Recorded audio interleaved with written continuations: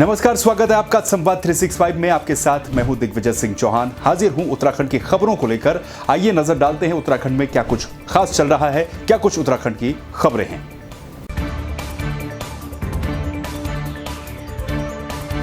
टिहरी में जिला अस्पताल बौराड़ी में हाईटेक आईसीयू का शुभारंभ हो गया है। लंबे समय से लोग जिला अस्पताल में आईसीयू की मांग करते आ रहे थे। स्वास्थ्य सेवाओं में ये टिहरी के लिए मील का पत्थर साबित होगा। आईसीयू में सभी आधुनिक तकनीकी उपलब्ध हैं। अभी जिला अस्पताल बौराड़ी को पीपीपी मोड पर हिमालयन अस्पताल जौलीग्रांट संचालित कर रहा है।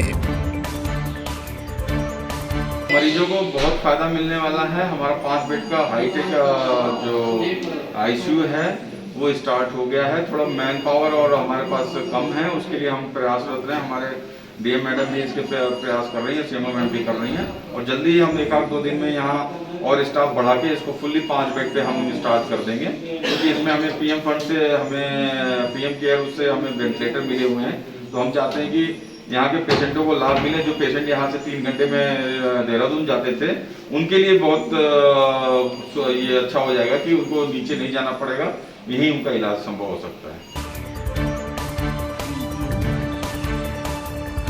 टिहरी के व्यापार मंडल की पहल पर नगर पंचायत लमगांव और थाना पुलिस ने लमगांव बाजार में कोविड-19 की रोकथाम के लिए मास्क नहीं तो सामान नहीं जन जागरूकता अभियान चलाया। पुलिस ने कहा है कि स्वयं की सुरक्षा से ही जन समूह की सुरक्षा संभव है। पौड़ी में जिला प्रशासन और स्वास्थ्य विभाग ने मिलकर कोरोना वैक्सीनेशन की सभी तैयारियों को पूरा कर लिया है।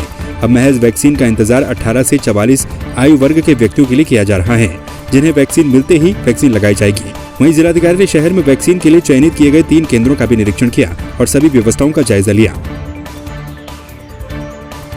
वैक्सीनेशन के लिए 2 तरीके से हम लोग प्रयास कर रहे हैं। एक तो आप रजिस्ट्रेशन करके पूर्व से अगर आ जाएंगे तो उससे हमको सहूलियत प्राप्त होगी, और अगर आप मौके पे अगर आके पंजीकरण करना चाहते हैं तो उसके लिए भी हम एक काउंटर पंजीकरण का भी वहाँ पे खोलेंगे, जिससे कि ऑन साइट भी पंजीकरण हो सके। साथ में हम लोगों ने यहाँ पर क्या क्या व्यवस्था है उसकी जायज़ा लिया है। हमने हर कैंप पर मेडिकल ऑफिसर तैनात कर रखा है। 3 से 4 टीमें यहाँ पे वैक्सीनेशन का कार्य करेंगी। पेयजल सुविधा, बैठने की सुविधा, और बरसात वगैरह अगर हो जाती है, मौसम बिगड़ जाता है तो उसके लिए अंदर कमरों का व्यवस्था हमने कर रखा है। सभी व्यक्तियों को हम लोग व्यवस्था पर्याप्त मात्रा में उपलब्ध कराएंगे।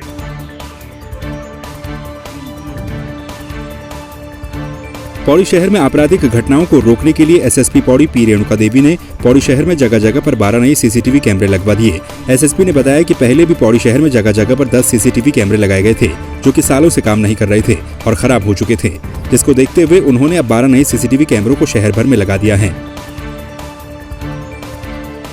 पौड़ी जनपद में कोई भी अपराध होते हैं उसको वर्कआउट करने के लिए, अपराध को रोकने के लिए हमने सीसीटीवी को ज़्यादा संख्या बढ़ाने के लिए हमने सबको निर्देशित किया है। और कहाँ कहाँ पर सीसीटीवी खराब हैं और कुछ मीटिंग्स करके पब्लिक को भी हम उनको मोटिवेट कर रहे हैं, आप लोग ज़्यादा सीसीटीवी कैमराज अपना उसमें लगाइए। और इसी उसमें हमने अभी पौड़ी में पहले भी लगा था कैमराज, यहाँ पर 10 कैमराज था, वो बहुत खराब था। अभी सालों भर वो काम नहीं कर रहा था, उसको हमने सही किया, अभी नया कैमराज लगा दिया वहाँ पर।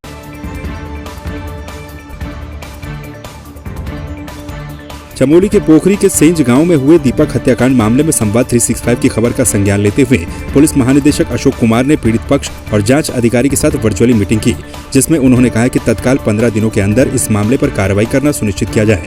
उत्तराखंड पुलिस दोषियों पर कार्रवाई करेगी। मामले में सीएम तीरथ सिंह रावत ने भी पीड़ित पक्ष से फोन पर बातचीत कर मामले की जानकारी ली थी।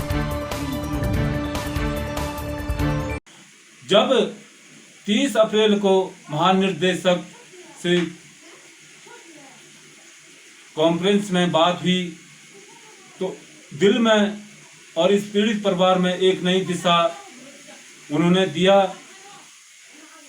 कि हम आपके साथ हैं और ये केस जो है 10 से 15 दिन में केस सॉर्ट आउट हो जाएगा।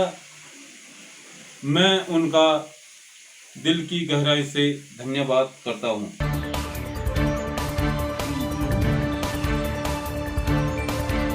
हरिद्वार के गुरुकुल कांगड़ी विश्वविद्यालय में चल रहे औषधि पादप महाकुंभ का भी समापन हो गया। समापन समारोह में देश विदेश के वक्ताओं ने अपने अपने विचार रखे। एमआईटी विश्वविद्यालय नोएडा के प्रोफेसर रविंद्र कुमार रैना सहित कई श्रोताओं ने कार्यक्रम में प्रतिभाग किया।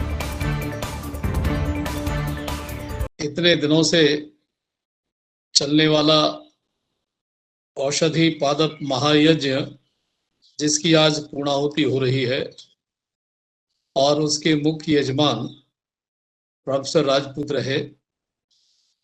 साथ में इसके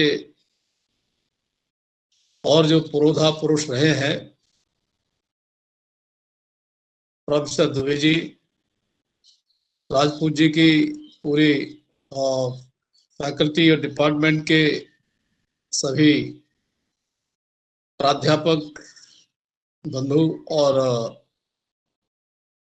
सभी छात्रगण। कोरोना काल में जो हमारा देश विदेश विश्व सारा लड़ रहा है, उसमें औषधि पादप जो हमारी जड़ी बूटियां हैं क्या महत्व देती हैं, और इसके साथ ही योग वेद हमें क्या ज्ञान देते हैं जिससे हम इस तरह के पैंडेमिक को बचें, इस पे बहुत ही विस्तार से चर्चा पर चर्चा की गई।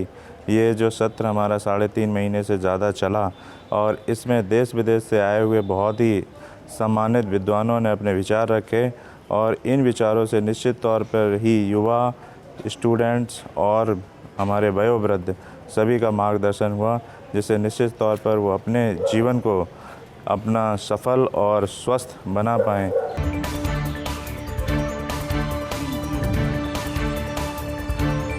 आईजी संजय गुंजाल ने हरिद्वार के लोगों का कुंभ को लेकर धन्यवाद करते हुए कहा कि पूरी दुनिया को हिलाकर रख देने वाले कोरोना महामारी के बीच कुंभ को संपन्न करवाना हमेशा याद रखा जाएगा। इतिहास में पहली बार मेला पुलिस ने 1 महीने का कुंभ संपन्न करवाया है। दिलचस्प बात यह है कि कुंभ मेला पुलिस के 23 थानों में महज 9 FIR मिली। मेला अवधि में भगदड़, हिंसा जैसी कोई भी अप्रिय घटना नहीं हुई। फाइनली सारी चीज़ें ठीक ठाक हो गई है और एक ऐतिहासिक मतलब कुंभ में जितने भी 13 के 13 अखाड़े हैं उनके द्वारा पहली बार सारे स्नान को प्रॉपरली किया गया और उन्होंने जो रूट और टाइमिंग है उसके साथ उन्होंने प्रॉपरली सकुशल संपन्न हुआ है। तो ये एक ऐतिहासिक भी है और एक बहुत बड़ी सफलता पुलिस के दृष्टिगत है। यद्यपि कोरोना के संक्रमण को देखते हुए भीड़ उतनी नहीं आई और हम लोग की भी बाद में पूरा जो चौथा शाही स्नान है पूरी तरह से कोशिश रही कि प्रतीकात्मक किया जाए और उसमें हम लोग सफल भी रहे।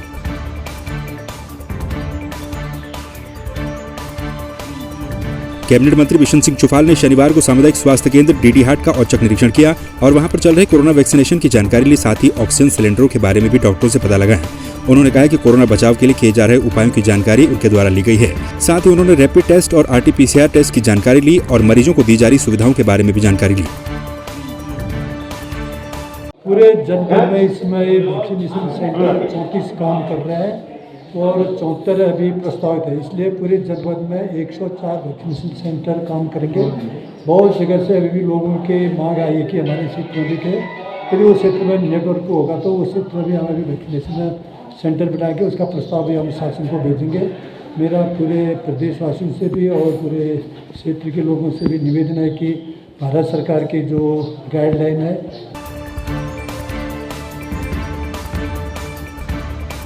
शनिवार को बेरीनाग में पूर्ण लॉकडाउन का असर देखने को मिला। लॉकडाउन का पालन करवाने के लिए SDM अभय प्रताप सिंह और थाना अध्यक्ष सुशील जोशी ने सुबह से क्षेत्र में लोगों को 2 दिनों तक पूर्ण लॉकडाउन का पालन करने की अपील की और कोरोना के प्रति लोगों को जागरूक किया। तो आपने देखा उत्तराखंड में क्या कुछ खास चल रहा है, क्या कुछ उत्तराखंड की खबरें रही। एक बार फिर से आपके सामने हाजिर होंगे उत्तराखंड की कुछ और खबरों के साथ। तब तक के लिए आप बने रहिए संवाद 365 के साथ। नमस्कार।